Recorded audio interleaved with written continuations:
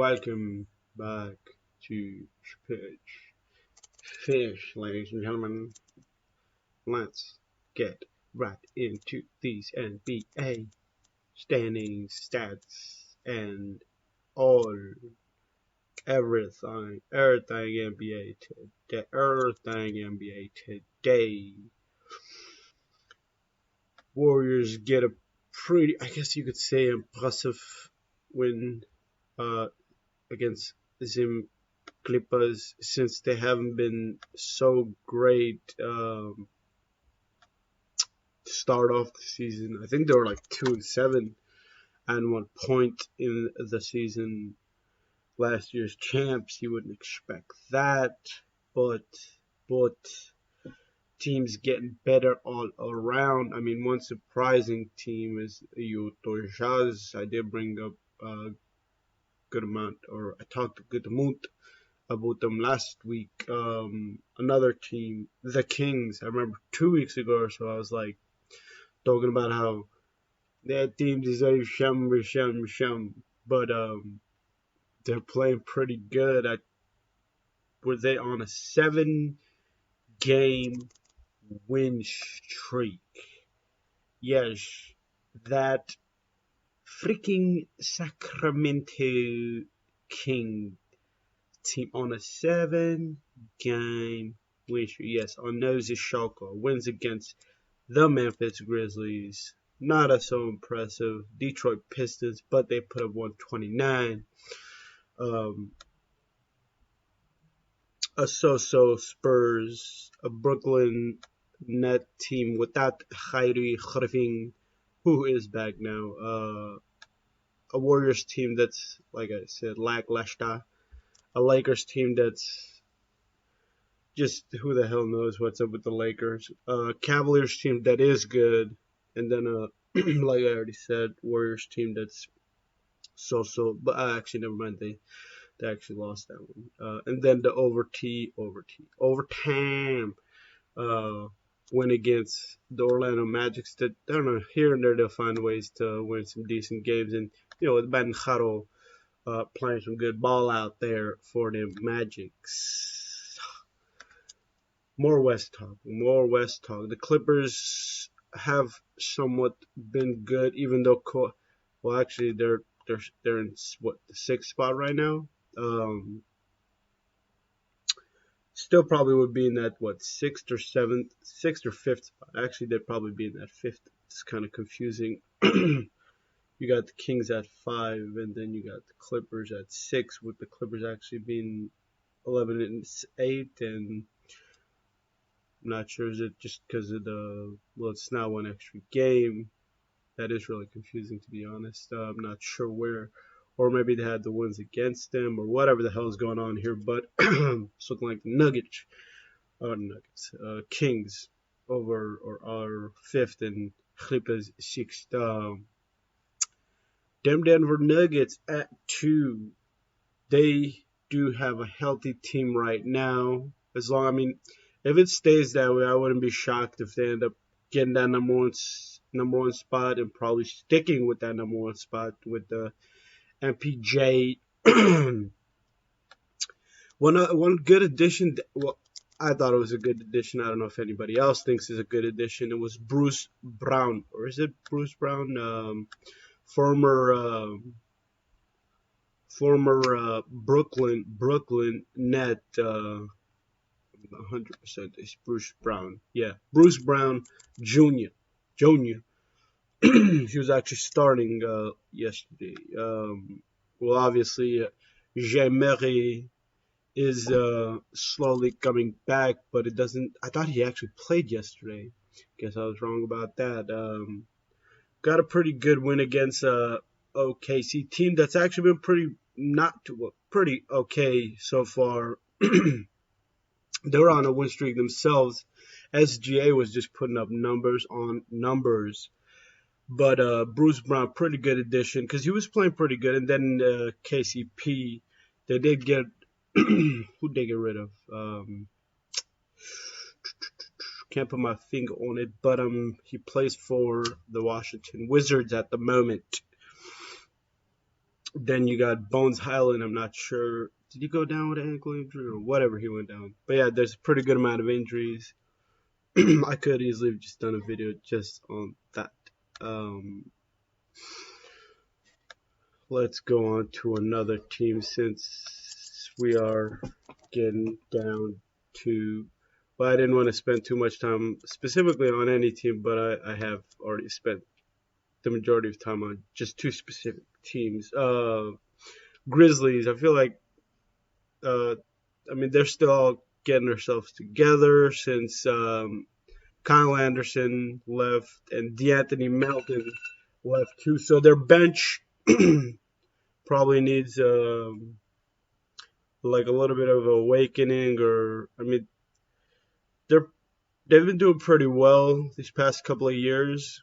Well, technically, playing wise, it was last year when they started playing really well. But as in building a team, so I believe they're eventually people are going to fill in those roles. Somebody has already. I feel like for that Kyle Anderson, is it Almada? Not Almada. Pronouncing his name wrong. I feel like I think it's Concha. No, not Concha. Yeah, Aldama. Santi Aldama. That's who I'm talking about. I think that's who filled in for one of those positions at least.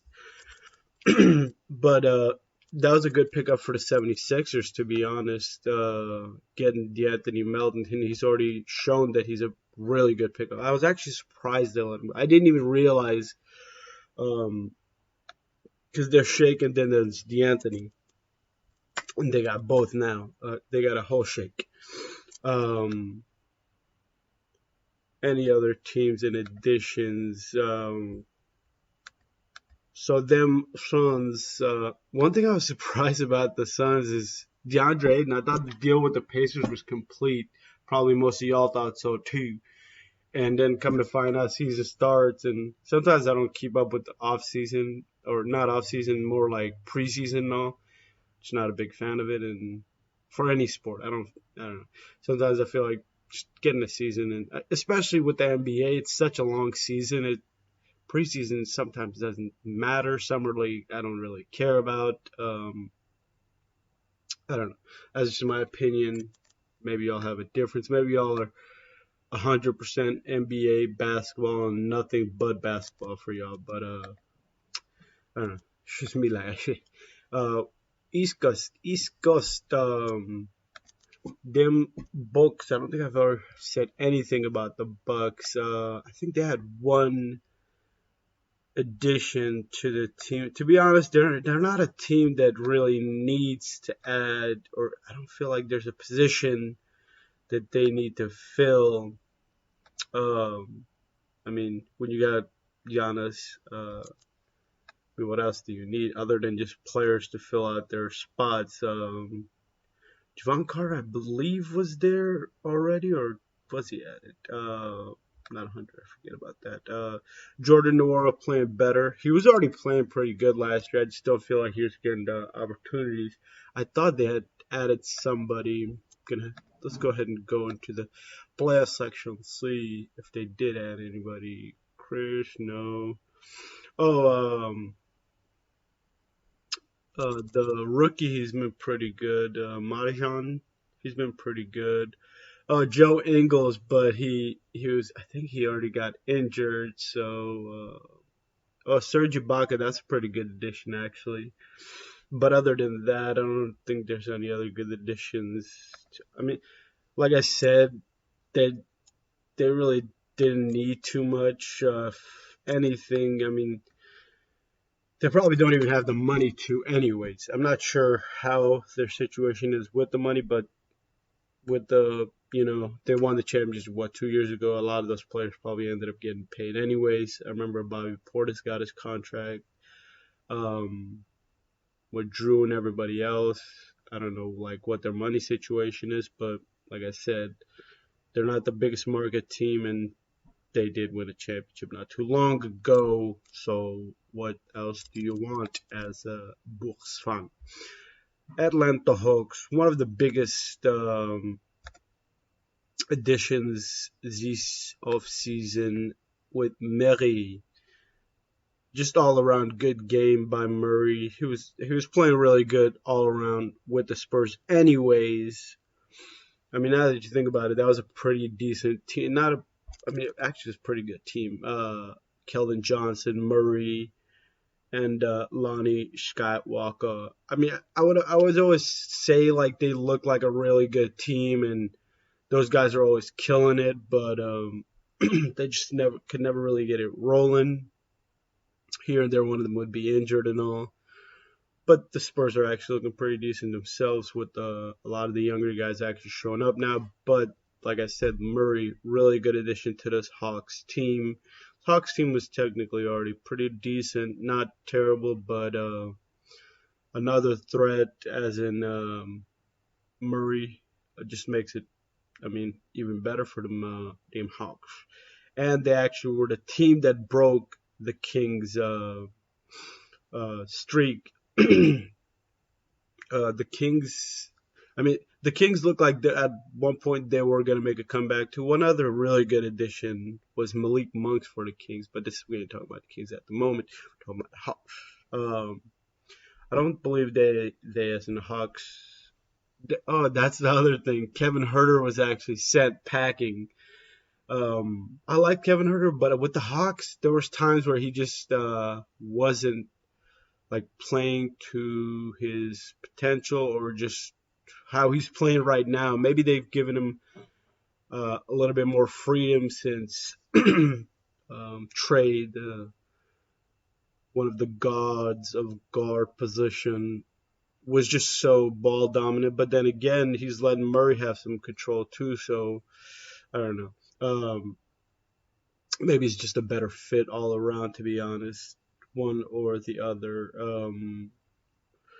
But two losses that are, I mean, it would be nice for them to get. I mean, in the Eastern Conference, I mean, they got the Bucks win, which is pretty nice, but the losses to the Cavaliers and the Celtics and the 76ers, not too great. And I believe James Harden wasn't even playing for in the November 12th game.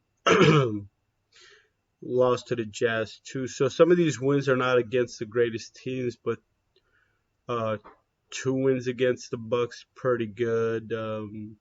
Win against a New York team that isn't so great, but they're here and there. Believe they're going to be pretty good too once everything starts rolling. But then again, you never know with the freaking New York Knicks. Let's look a little bit of stats, and that's pretty much going to be it for the video. It's like I said, and a lot of this almost like as in standings wise and stuff, a lot of this stuff almost doesn't matter because it's still early in the season. Like, do you really believe that the Heat are going to stay at like that 12th area? And some of these teams, like the Raptors, who don't really have all their stars, you don't think they're going to go like on a big losing streak. They're already on 2. And the 76ers, who really don't have anybody, as their number one is Harris right now. Knicks, all right, they probably can't stay afloat. And the Wizards, Bradley Beal's not even there. But the Pacers actually look pretty good all around, I would say. Probably need to talk a little bit more about them one of these days. Defensively, you got Dallas Mavericks, 76ers, LA Clippers, Milwaukee, points per. I don't think any of these teams are shockers as of late. Well, other than Sacramento Kings and the Utah Jazz. So you got 2 to 3 and OKC, but that's because probably a big reason for OKC is they're not really stopping teams from scoring. So you have that. Rebound leaders, Milwaukee Bucks, blocks per 7.5 from them. Brooklyn stand up Nets. Let's look at more. Nope, we don't want this 50% off. Baloney. Rebounds per game, Anthony Davis. He had that pretty crazy game, Anthony Davis. Where he had 22 and 39, and I'm sure I forgot what his assists were, but a pretty crazy game. LeBron wasn't LeBron hasn't played in a couple of games, probably come back. But that's a good sign that Anthony Davis, not injured. Good sign for you Lakers out there. Really good sign actually, because I mean, literally every other 4 or 5 games or 6 games last year he was out. I don't know if he's doing something different. It's a good thing that if he is, or I mean, he did get some criticism last year, so good for him staying healthy. And I believe if you know, I don't know. I also heard that the Lakers might buy out Westbrook, and maybe that does some, and they start doing some. Probably get some other player. Man, one big loss for them I feel was Malik Monk. Letting Malik Monk go is just such a big miss. I'm not exactly sure if Malik Monk decided to leave, or they let him go, or just they didn't offer him enough money, or whatever the situation was. But you, as in the Lakers, GMs, and all that bullshit, y'all should have tried really hard to keep Malik Monk. To be honest, I didn't even realize he was gone. I was just kind of shook in a way. Like, how are you going to let one of your best performing, or probably, I'm not sure if he was the offensive player of the year for the Lakers last year, but I don't know who the hell else would be. Because LeBron was out half the year, AD was out half the year. Um, Westbrook was just not great last year, so you let that guy go. That's just not great from the office or just all around. I mean, come on, man. How you gonna do that? I mean, you got in Lonnie Walker. Like, why not? One good thing they've done is kept it young or made it young team, which is improvement from the Lakers. Assists per game, Tyrese still up there. Trey, Avi, Luka Doncic, not the Shaka, and Luka's still up there with the points per game with 34.0. Pretty nice. Stephen Curry with 31.6. Shea Gilgis, not a shocker neither. 31.1. JT, 30.6.